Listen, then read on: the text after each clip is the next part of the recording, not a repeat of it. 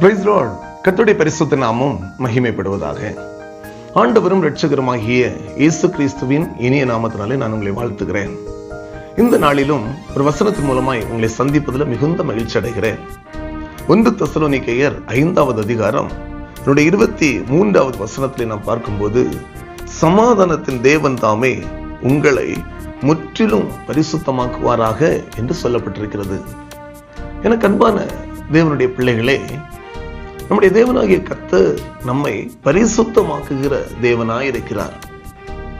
ஆண்டவருடைய உதவி இல்லாமல் பரிசுத்தமாய் வாழ்வது என்பது கடினமான காரியம். அதே நேரம் பரிசுத்தம் இல்லாமல் தேவனை தரிசிக்க முடியாது என்று வேதம் சொல்லுகிறது.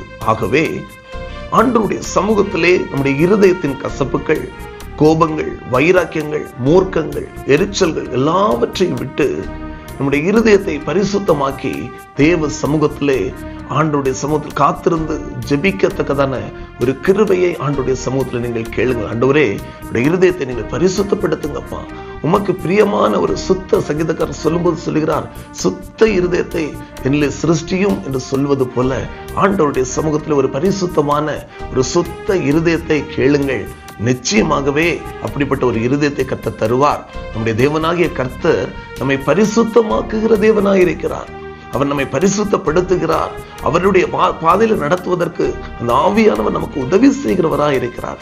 எனவே நீங்கள் கலங்க வேண்டாம். ஆண்டவருடைய சமூகத்திலே காத்திருங்கள், ஜெபியுங்கள். நிச்சயமாகவே கர்த்தர் உங்களை பரிசுத்தமாக்கி நடத்துவார். மகா இரக்கமும் கிருபை நிறைந்த அன்பின் பரலோக பிதாவே, இந்த வார்த்தைகளை கேட்டுக்கொண்டிருக்கிற ஒவ்வொரு பிள்ளைகளுடைய வாழ்க்கையிலையும் கர்த்தர் அற்புதம் செய்யும்படியாக நாங்கள் ஜெபிக்கிறோம்.